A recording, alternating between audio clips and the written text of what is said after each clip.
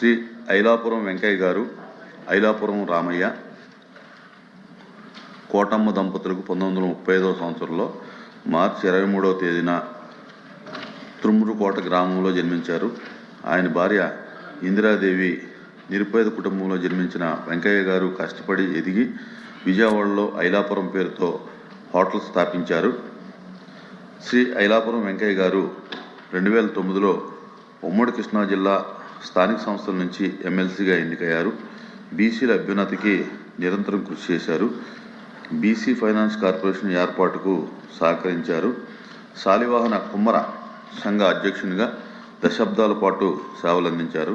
అలాగే విద్యా సంస్థలకు విరాళాలు, విద్యార్థులకు ప్రోత్సాహకాలు, తాగునీటి సరఫరా, ఆలయ నిర్మాణాలు, అన్నదాన సత్రాల ఏర్పాటు వంటి అనేక సేవా కార్యక్రమాలు నిర్వహించారు.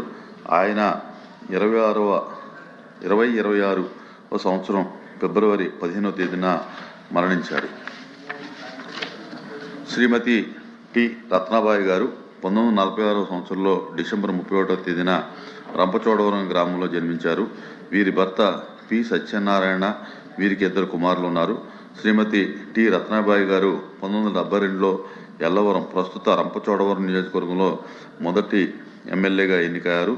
2007లో జీసీసీ చైర్మన్గా, 2009లో రాజ్యసభ సభ్యురాలుగా, 2014లో గవర్నర్ కోటాలో ఎమ్మెల్సీగా ఎన్నికయ్యారు. ఆమె 2026వ సంవత్సరం ఫిబ్రవరి 15వ తేదీన మరణించారు. శ్రీ ఐలాపురం వెంకయ్య, శ్రీమతి టి రత్నబాయి గార్ల మృతి పట్ల ఈ సభ ప్రగాఢ సంతాపం వ్యక్తం చేస్తుంది. ఈ సభ తరపున, నా తరపున, రాష్ట్ర ప్రజల తరపున వారి కుటుంబ సభ్యులకు, బంధుమిత్రులకు, అనుయాయులకు ప్రగాఢ సానుభూతి తెలియజేస్తున్నాను. వారి మృతికి గౌరవ సూచకంగా 2 నిమిషాలు మౌనం పాటిద్దామని సభకు తెలియజేసుకుంటాం.